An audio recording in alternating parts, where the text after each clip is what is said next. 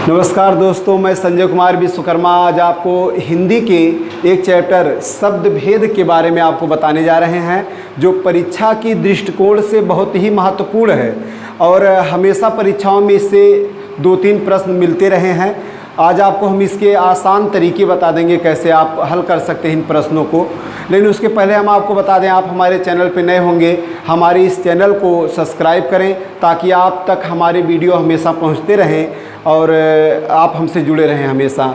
हमारी एक कोचिंग भी चलती है जलालपुर अंबेडकर नगर में, कैरियर कोचिंग सेंटर नाम से, और हम लोग का ये चैनल भी चलता है, इसे आप सब्सक्राइब ज़रूर करें दोस्तों।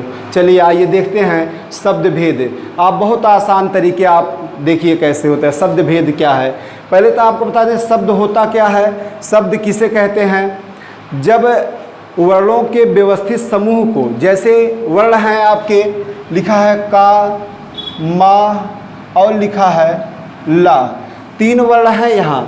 जब तीनों वर्णों को हम व्यवस्थित कर दे, जोड़ दे, तो एक शब्द बन जाता है। शब्द बना कमल। तो आप परिभाषा आप जान गए होंगे, वर्णों के व्यवस्थित समूह को ही शब्द कहा जाता है। शब्द मुख्यतः 2 प्रकार के होते हैं। कौन कौन? देखिए, शब्द मुख्यतः 2 प्रकार के होते हैं। एक होता है सार्थक शब्द और दूसरा आपका है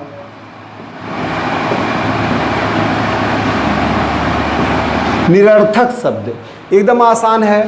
सार्थक शब्द किसे कहते हैं? वह शब्द जिसका कोई निश्चित अर्थ हो उसे हम सार्थक शब्द कहते हैं, और ये स्वतंत्र रूप से प्रयोग भी किए जाते हैं। सार्थक शब्द में जैसे हम कह सकते हैं गांव, शहर, ये आदि शब्द सार्थक शब्द हैं। लेकिन निरर्थक शब्द क्या होते हैं? एकदम ठीक उसी का विपरीत होता है। वे शब्द जिनका कोई अर्थ ना हो और ये हमेशा सार्थक शब्द के पीछे प्रयोग किए जाते हैं, वे निरर्थक शब्द कहलाते हैं। जैसे लिखा गया, एक गांव लिखा है, यहाँ लिख दिया गया वाव, शहर वहर, एकदम आसान है, पानी वानी। तो सार्थक शब्द के पीछे जो शब्द प्रयोग हो रहा है जिसका कोई अर्थ नहीं है, उसी को हम निरर्थक शब्द कहते हैं। इसका अध्ययन नहीं होता आगे, अध्ययन सार्थक शब्दों का होता है, जो आगे हम लोग करने जा रहे हैं। देखिए शब्द भेद इसी में आपका आता है। शब्द भेद लिखा गया, शब्द 4 आधार पे बांटा गया है। कौन कौन से 4 आधार हैं देख लीजिए। नंबर 1 आपका है, आसान है तरीका, आसानी से आप सीख सकते हैं। नंबर 1 है उत्पत्ति के आधार पर। उत्पत्ति के आधार पर। नंबर 2 है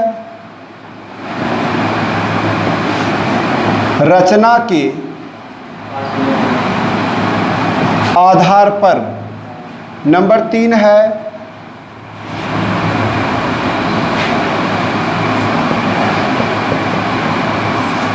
प्रयोग के आधार पर। नंबर 4 है और आखिरी है अर्थ के आधार पर।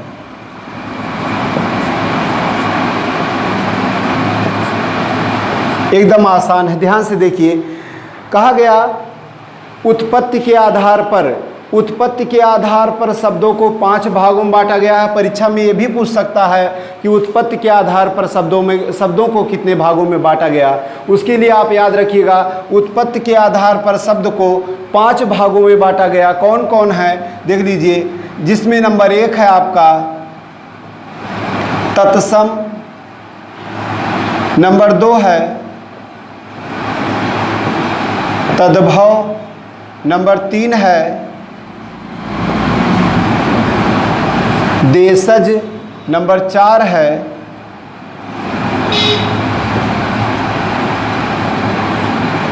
विदेशज। और नंबर 5 और आखिरी है संकर शब्द। ध्यान से देख लीजिए कैसे क्या होता है।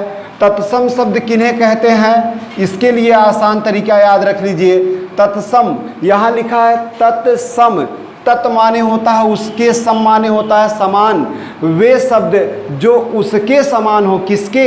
संस्कृत के, जहाँ से हिंदी की उत्पत्ति हुई है, उसी को तत्सम शब्द कहा जाता है। एकदम आसान है। वे शब्द जो संस्कृत के समान हो उसी को तत्सम शब्द कहा जाता है। जैसे लिखा गया ग्राम, आम्र आदि शब्द आपके तत्सम शब्द हैं।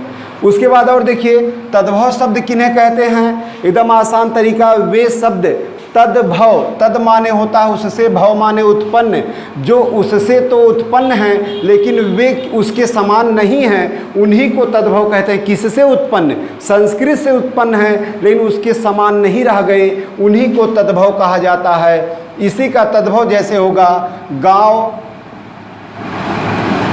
और होगा आम। आगे बढ़िए, आगे देखते हैं देशज शब्द। यहाँ दो शब्द लिखा है, एक लिखा है देश और दूसरा लिखा है जा। देश माने होता है देश, अपना देश, और जा माने जन्मा या उत्पन्न। वे शब्द जिनकी उत्पत्ति देश में हुई हो उन्हीं शब्द को देशज शब्द कहा जाता है। जैसे इसमें कहा गया लोटा, पगड़ी आदि शब्द इसमें आते हैं देशज शब्द। उसके बाद देखिए विदेशज शब्द। विदेशज शब्द किन्हें कहते हैं, वे शब्द जिनकी उत्पत्ति विदेशों में हुई है, यानी अपने देश के नहीं हैं, बाहर से आए हैं, उन्हीं शब्दों को विदेशज शब्द कहते हैं। एकदम आसान है। इसमें कई प्रकार में बट गए, जैसे आपके उर्दू हैं, फारसी हैं और पुर्तगाली हैं, कई हैं, अंग्रेजी हैं, कई भागों में बट गए विदेशज शब्द। और उसके बाद आपका आता है संकर शब्द। किसे कहते हैं, संकर माने होता है मिश्रित, जिसे आज के शब्दों में हाइब्रिड कहा गया है, यानी वे शब्द जो दो भाषाओं से मिलकर बने हों उन्हीं को संकर शब्द कहते हैं। जैसे उदाहरण के लिए देखिए लिखा गया छायादार शब्द है, छायादार दो शब्द से बना, छाया और दार। इसमें छाया संस्कृत शब्द है और दार फारसी शब्द है, इसलिए दो शब्दों से मिलकर बना, दो भाषाओं से मिलकर बना, इसलिए कैसा शब्द हो गया, संकर शब्द।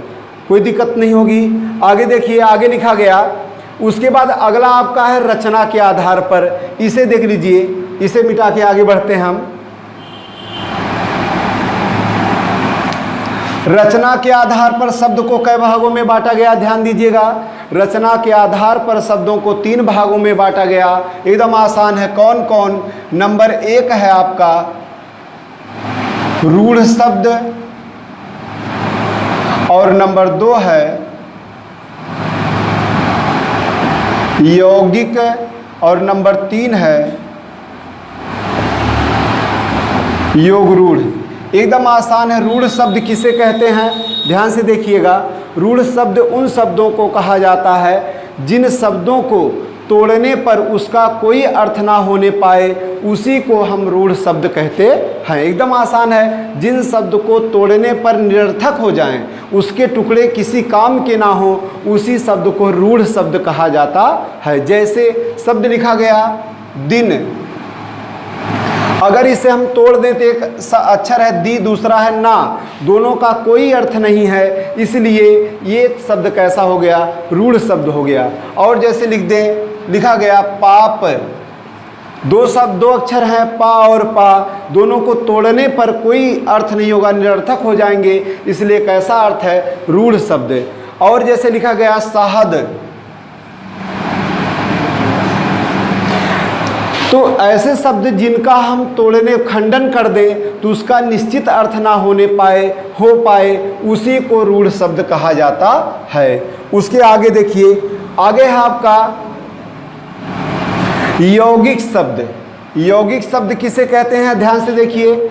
यौगिक का अर्थ है मिलकर बना हुआ, यानी वे शब्द जो दो शब्दों के मेल से बने हों, उपसर्ग या प्रत्यय के मेल से बने, उपसर्ग के मेल से बने हों, उन्हें यौगिक शब्द कहते हैं।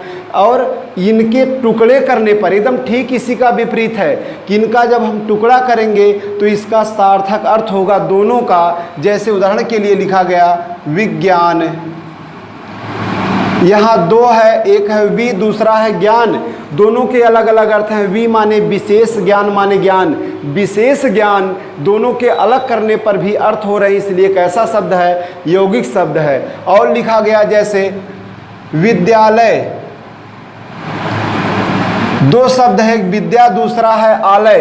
दोनों को जब हम अलग करेंगे दोनों के सार्थक अर्थ हो रहे हैं, इसीलिए आपके ये सार्थक यौगिक शब्द हो रहे हैं, यौगिक शब्दों में से रखा जाएगा। आगे देखिएगा, आगे आपका आता है योग रूढ़। योग रूढ़ शब्द किसे कहते हैं? ध्यान से देखिए, एकदम आसान है। जो कहा गया वे शब्द जो यौगिक भी हों और रूढ़ भी हों, यानी टुकड़े तो हों, उसके अर्थ अलग अलग हों, लेकिन वे रूढ़ हों, वे अर्थ किसी काम के ना हो, अर्थात उन अर्थों को छोड़कर कोई एक नया अर्थ लेना पड़े, उसी को योग रूढ़ शब्द कहा जाता है। जैसे देख लीजिए, लिखा गया पंकज, यहां दो है, एक पंक है दूसरा जा। दोनों के अर्थ होते हैं, पंक माने कीचड़, जा माने उत्पन्न, लेकिन दोनों अर्थों को छोड़कर हमें तीसरा अर्थ मिला, पंकज का अर्थ मिला कमल। यानी जब दोनों शब्द को टुकड़े करने पर अर्थ होते हों, लेकिन दोनों अर्थ को छोड़कर एक तीसरा अर्थ बनता है, तो उसे हम योगरूढ़ शब्द कहते हैं। आप इसके लिए आसान तरीका है कि जितने बहुब्रीहि समास के उदाहरण हैं, जितने बहुब्रीहि समास के उदाहरण हैं, सभी आपके योग रूढ़ शब्द होते हैं। आसान तरीके इसे याद करने। उसके आगे देखिए, आगे आपका है प्रयोग के आधार पर। प्रयोग के आधार पर शब्दों को कितने भागों में बांटा गया है? ध्यान दीजिएगा, प्रयोग के आधार पर शब्दों को केवल दो भागों में बांटा गया। कौन कौन? नंबर एक आपका है विकारी, विकारी शब्द, और नंबर दो है अविकारी शब्द। विकारी शब्द किसे कहते हैं? एकदम आसान है, देखिएगा। विकारी शब्द उसे कहा जाता है जिन शब्दों में, एकदम ध्यान से देखिए, जिन शब्दों में हम लिंग, वचन और कारक के अनुसार, जिन शब्दों में लिंग, वचन और कारक, इन तीन आधार पर, जिन शब्दों में हम लिंग, वचन और कारक के आधार पर परिवर्तन कर सके, उसी शब्द को विकारी शब्द कहते हैं। विकारी का अर्थ होता है परिवर्तनशील, जो परिवर्तित हो सके उसी को हम विकारी शब्द कहते हैं। और इसके लिए आसान तरीका आप याद रखिएगा, जितना संज्ञा है, सर्वनाम है, क्रिया है और विशेषण शब्द है, जितने शब्द हैं, संज्ञा, सर्वनाम, क्रिया, विशेषण, ये सभी शब्द विकारी शब्द होते हैं। याद रखिएगा, ये सभी शब्द विकारी शब्द होते हैं। और देखिए, जैसे उदाहरण के तौर पे देखिए, जैसे एक शब्द लिया गया संज्ञा, लड़का शब्द लिया गया, लड़का। अब इसमें देखिए हम लिंग परिवर्तन करके इसे हम बनाया जा सकता है लड़की, इसलिए परिवर्तित हुआ। उसके बाद हम लड़का शब्द लिया गया, लड़का, इसका वचन परिवर्तन हम कर सकते हैं, लड़के, वचन परिवर्तन हुआ। फिर उसके बाद लिया गया जैसे लड़का का, कारक परिवर्तन कर सकते हैं, लड़कों के लिए, कारक परिवर्तन हो गया। यानी ऐसे शब्द जिसमें लिंग, वचन और कारक के अनुसार परिवर्तन हो सके, उसे हम विकारी शब्द कहते हैं। एकदम आसान तरीका। अच्छा, आगे देखिए, अविकारी शब्द किसे कहते हैं? अविकारी शब्द के लिए देखिए, उन शब्दों को अविकारी शब्द कहा जाता है जिन शब्दों में इसी आधार पर, लिंग, वचन और कारक के आधार पर कोई परिवर्तन ना किया जा सके, उसी शब्द को अविकारी शब्द कहते हैं। एकदम आसान तरीका, जितने अव्यय शब्द हैं, आप याद रखिएगा, जितने अव्यय शब्द हैं सभी अविकारी शब्द होते हैं। अव्यय कितने प्रकार के हैं? अव्यय 4 प्रकार के होते हैं। एक होता है आपका संबंध बोधक, और दूसरा आपका है संबंध बोधक, दूसरा है क्रिया विशेषण, क्रिया विशेषण, और तीसरा आपका है समुच्चय बोधक, समुच्चय बोधक, और आपका चौथा और आखिरी है विस्मयादि बोधक, विस्मयादि बोधक। ये आपके 4 प्रकार के होते हैं अव्यय। तो इसी 4 प्रकार में जो शब्द आपके आते हैं वे सभी शब्द अविकारी शब्द होंगे, कोई दिक्कत नहीं होगा आपको। अविकारी शब्द किसे कहते हैं? वे शब्द जिसमें लिंग, वचन और कारक के अनुसार हम परिवर्तन ना कर पाएं, उसी को अविकारी शब्द कहा जाता है। आगे देखिएगा, आखिरी है अर्थ के आधार पर। अर्थ के आधार पर शब्दों को कितने भागों में बांटा गया? इसके लिए देखिए एकदम आसान तरीका। इस आधार पर शब्द को 4 भागों में बांटा गया। कौन कौन? जिसमें नंबर 1 आपका है एकार्थी, नंबर 2 है अनेकार्थी, नंबर 3 है समानार्थी, और नंबर 4 है और आखिरी विपरीतार्थी। विपरीतार्थी। एकार्थी शब्द किसे कहते हैं? इसके लिए एकदम आसान तरीका, वे शब्द जिनका केवल एक ही अर्थ हो, वे शब्द जिनका केवल एक ही अर्थ होता है, उसी शब्द को एकार्थी शब्द कहते हैं। जैसे एकदम आसान शब्द है, जैसे जितने, आप जानते रहिएगा जितने व्यक्तिवाचक संज्ञा हैं, एकदम आसान है, जितने व्यक्तिवाचक